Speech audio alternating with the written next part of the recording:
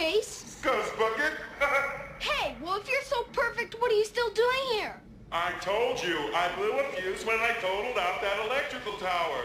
I was checking out some daisies. Crashed while looking at flowers? Ha! Sounds like you're the inferior species. Oh, sure. Hi, this is Max from Fly to the Navigator. 3D printed. My mate CAD'd the files up for me. He's got one as well. It's powered by two of those USB power banks, those long ones you can get from the pound shop. The reason there's two in there is one for the light and one for an audio board with a sound card, and I'm just waiting for a speaker, so I'll get him to talk. I can't wait, and I can't wait till it's mounted on the wall. One more thing,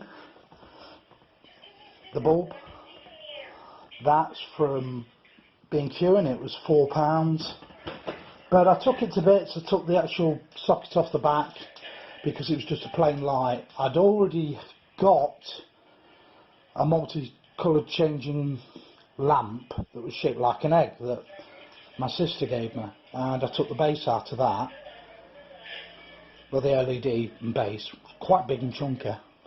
I've tried to find the lamps since, but I can't find them. Look, you can see it's changing colour. Put that in there. So I'm a big fan of Fly to the Navigator. Going all American.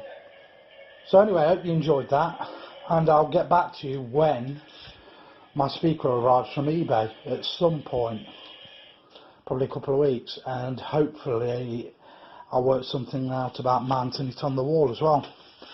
Hope you liked it.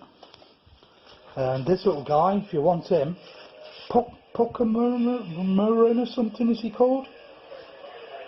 He's actually on Thingiverse, but you can't get the Max. There's only me and my mate that's got them. So, thanks for watching.